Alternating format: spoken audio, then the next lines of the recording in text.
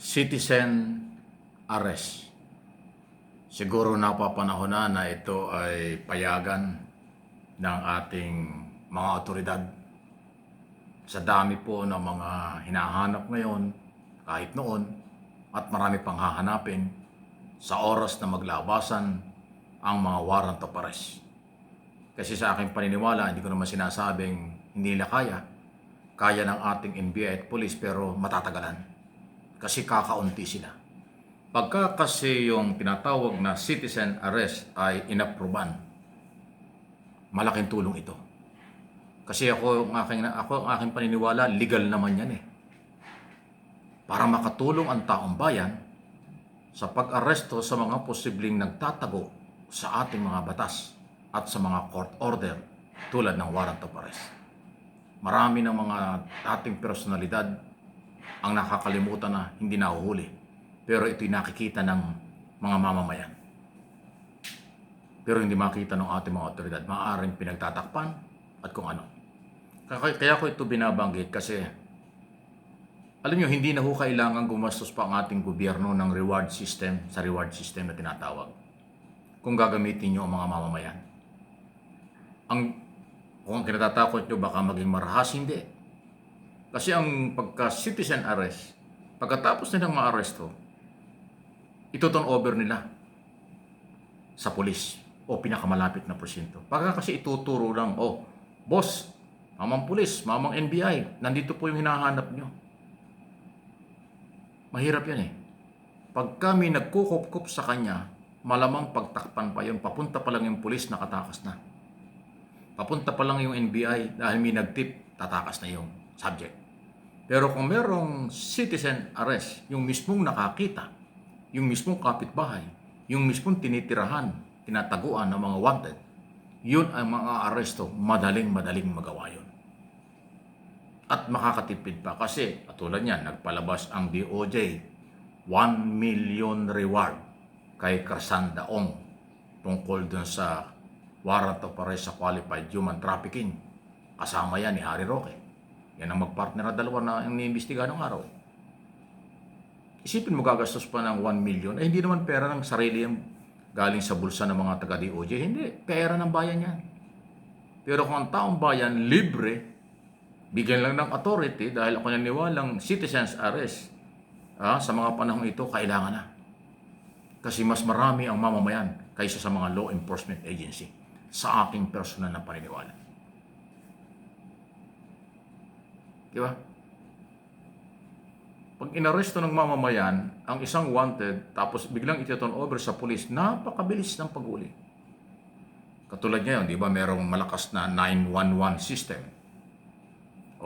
Halimbawa, kita mo yung isang wanted, nasa kapitbahay mo, puntahan mo, hulihin mo, tapos habang papunta ka pa lang doon, tumawag ka na ng pulis sa 911. I-report mo doon sa 911 na nandito po yung wanted. Huhulihin namin, punta kayo rito. Ito yung address. O di, tama-tama. Pagdating doon, in 5 minutes, 3 minutes, nandiyan ang pulis. O di, mabilis. Yan po yung idea ko at nakikita kong hindi naman po masama. Ako'y naniniwala kasi maraming Pilipinong nagmamalasakit. Maraming Pilipinong gustong tumulong sa ating Pangulong Marcos, sa ating gobyerno. Laban sa katiwalian, laban sa mga nagtatago sa ating batas. At itong citizen's arrest, ito po yung makakatulong ng malaki. Maniwala kayo. Walang makakapagtago ng matagal na panahon kapag binigyan ng authority ang sibilyan at payagan na sibilyan. Hindi naman pag-uumpisahan ng gulo yan kasi madali lang eh. Hindi mo naman huhulihin yung isang kriminal o isang wanted tapos dadalhin mo sa bahay mo ng ilang araw. Hindi. Papunta pa lang doon, pag nakita mo na, coordinate na kagad sa pulis. O pag sa oras na mahuli mo, tawag mo kagad sa 911. Darating naman ng pulis eh. Hindi pwedeng hindi. All over the Philippines na yung 911. Not only here in Metro Manila.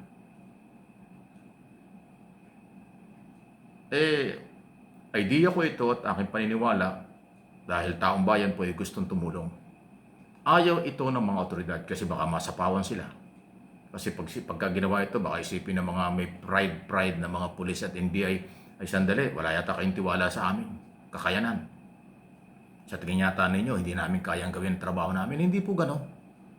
Mamang pulis, mamang NBI, at sa mga law enforcement agency, itong ideyang ito, hindi kayo minamahina. Gusto lang kayong matulungan para mapabilis na bumagsak sa kamay ng batas ang lahat ng merong court order at warrant of arrest.